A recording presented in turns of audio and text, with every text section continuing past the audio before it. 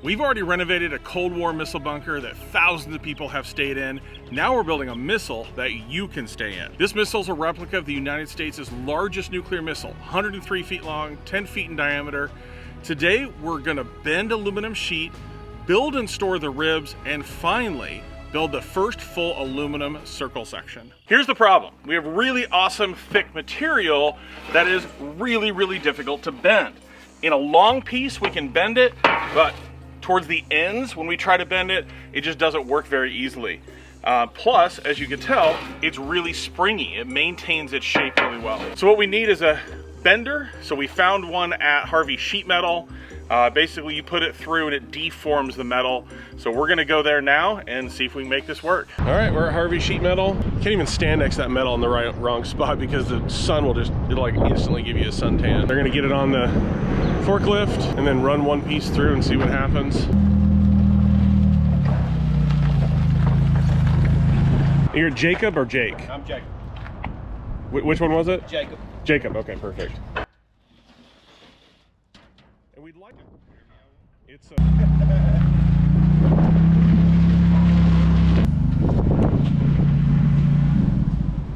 They made a template, basically a 5-foot radius template.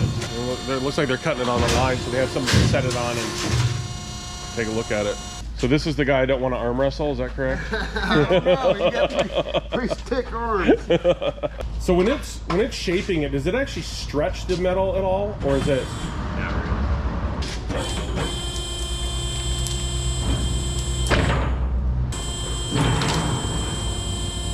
Now, was that the back rolling or no? Was that the back rolling or no? No. Okay. No, we were just taking some out. Get a little bit closer to the radius. Grab that radius to look up there. Oh, that's see what it looks like. We're still a little tight.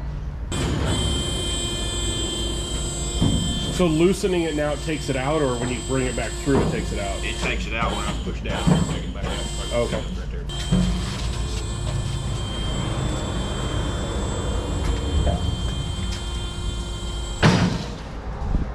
Slide it off. Let it stand up on the edge.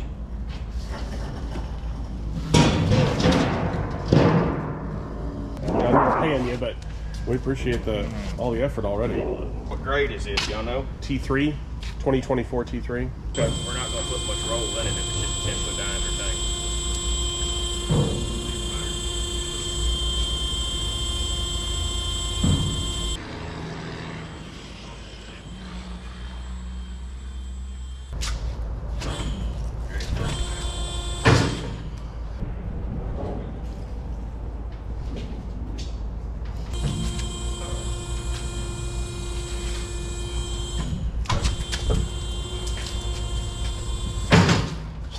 Going to flex like you going down the road, it's going to take some of it out. It just bounces going down the road.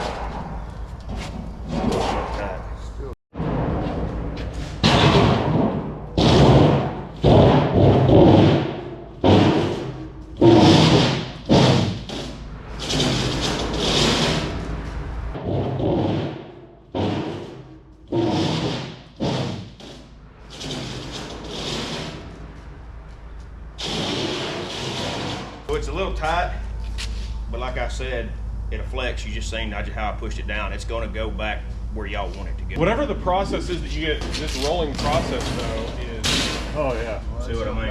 I mean, like I said, it's going to flex. It looks tight when you get it there, but once you put it on, you're going to a framework, right? Yes, sir. So once you put it on there, you'll just be able to, one person pushing, one person putting rivets in. Pull that bottom one out some on your side, Cam.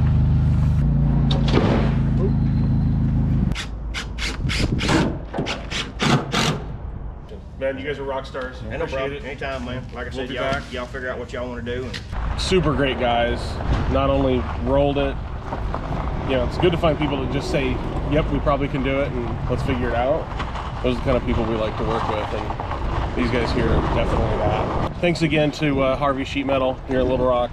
We appreciate their effort, and hopefully we'll be back. That means it was a win. What we have here are the two bent sheets that have been put together. Notice all the rivet holes have been pre-drilled.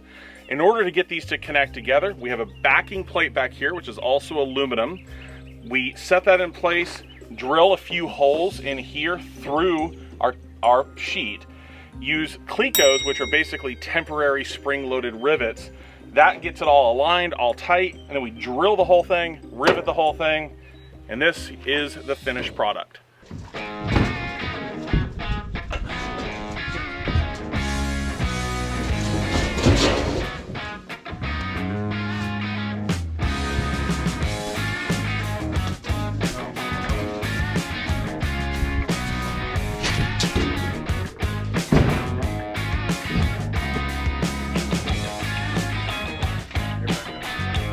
The seams look okay.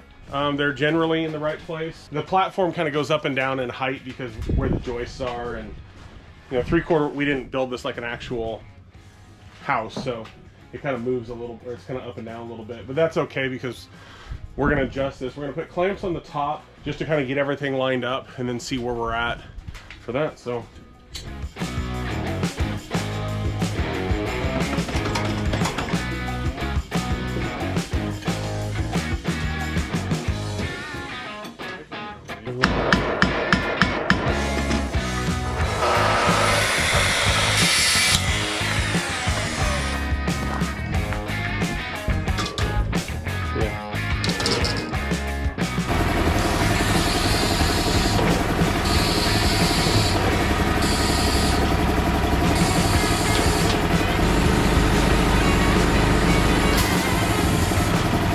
so we've got a couple clecos in. It may take more, I don't know. First time. Brian, how's it look on the inside? It looks good. I mean, yeah, it's nice and flush as far as like the edge of the strip to the pieces. I think what I want to do is when we drill the next hole after a water break, let's look in there and see if there's like a gap. This side over here is out towards you more than this other piece. Oh, yeah, I can kind of see that. Should be able to see it from that. Okay, water break, and then we could even be riveting soon. Oh, you know what we forgot to do is put our sealant in.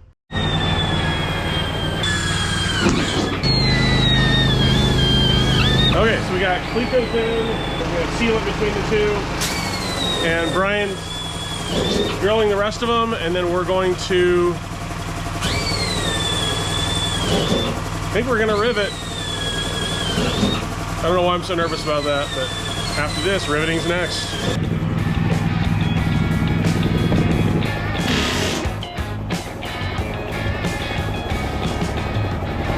First rivet.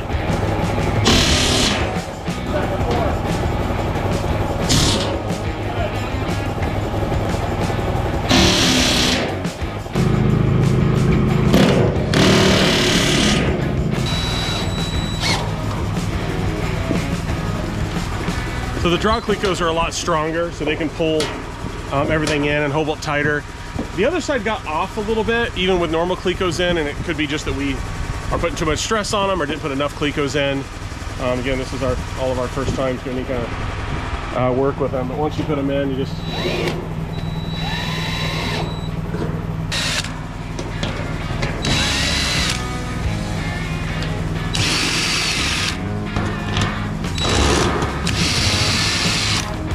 You're gonna have to. Oh, that's how you do it. Okay, there you go.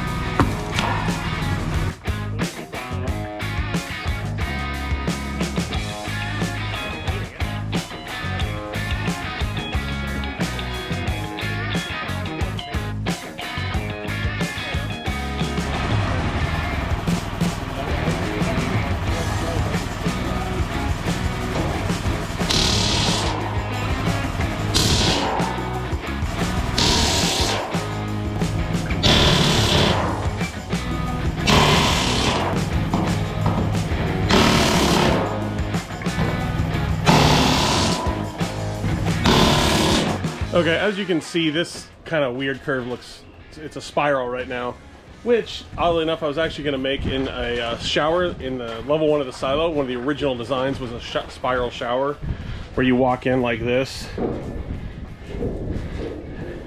and then you come into the shower area. They just take up a terrible amount of space, but that's a different discussion. So the first piece that the guys bent at the shop, they kind of over bent it, but it's still a lot easier to work with, or over rolled it. So what we're going to do is we block this in we're going to rivet this side, and then we're going to clamp it with the circle clamps like we've been doing to kind of keep it shape. And then we're going to walk this out, just pull this whole piece out. I mean, it doesn't take much to get this to move where we want it to. So hoping that works, but by the last two pieces, they just ran it through once and it worked great. So we'll have to fight this one a little bit more than we will in the future, hopefully. But we'll just get this riveted up and maybe have a circle soon.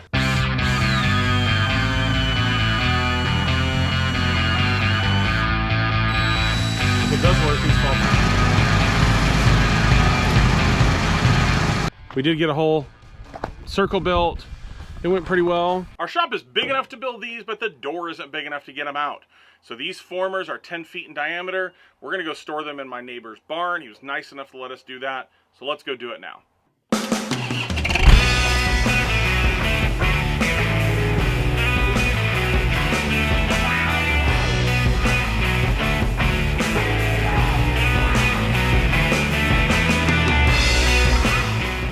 Okay, take a seat. I think you should.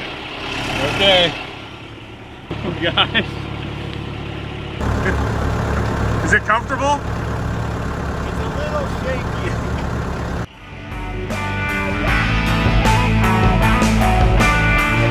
Uh-oh. Thinking right here.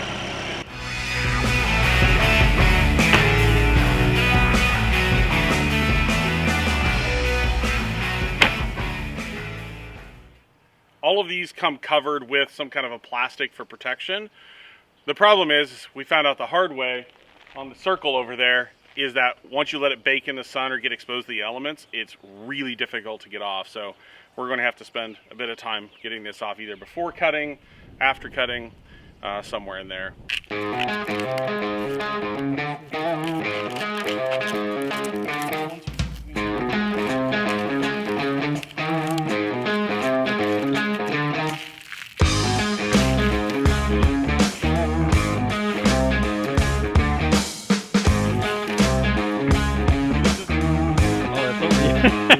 So one of the exciting tools we need to build is what we're calling the Cradle. We need a way to be able to, when assembling horizontally, we need a way to be able to rotate these. So we're going to build an assembly that does something like this.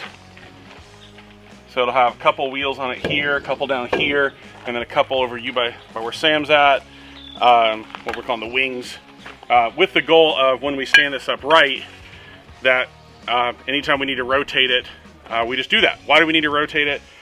Because being 10 feet tall, we don't want someone on a ladder riveting. The idea would be, is once this is assembled, you can just rotate it any way you want, and then a person doing riveting or building on the inside doesn't really have to move much. We just rotate this around. Nice and simple. That's what we think anyway.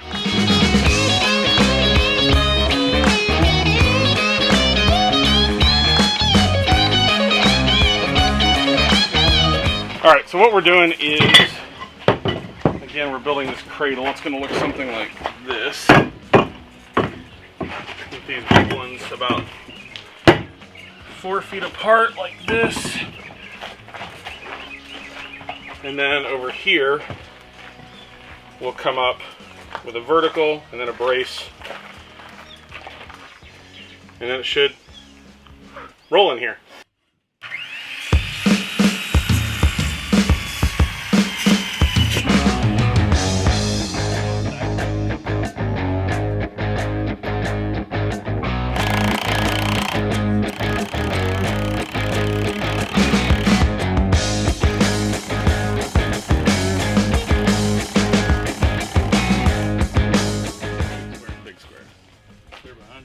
Oh, I think that's our metal.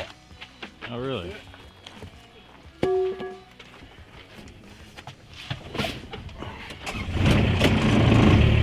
metal delivery arrived. I don't know if you can hear the audio, but we're gonna go pick it up. I'm excited. He was supposed to deliver tomorrow, and he honked at us because apparently phones don't work anymore.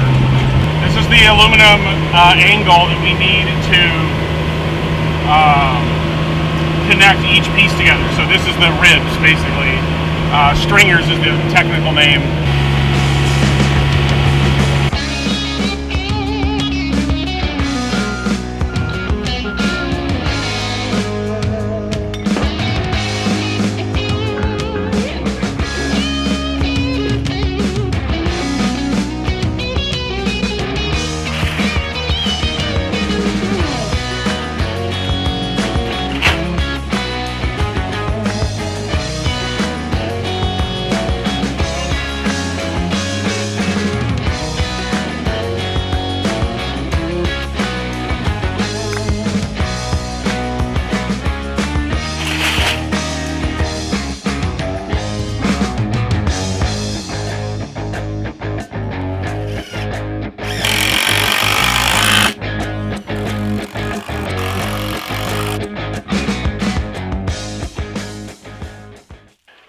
So these will be on a carriage bolt, adjustable, and then when we get it over to the hard stand, which is the concrete pad, then we'll just make verticals customized to where this will fit perfectly against it.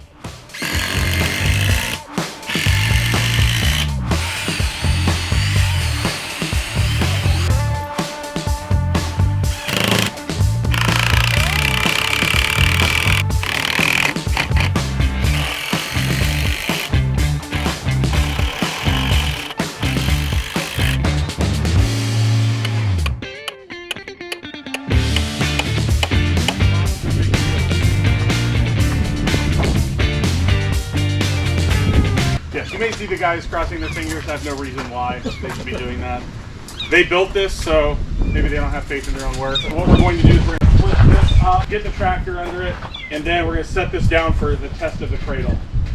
If it is successful, what we should see is we'll put it on there, lift up the wings, and then one of the two of the guys or me, we're going to get in there and hamster wheel it just for fun.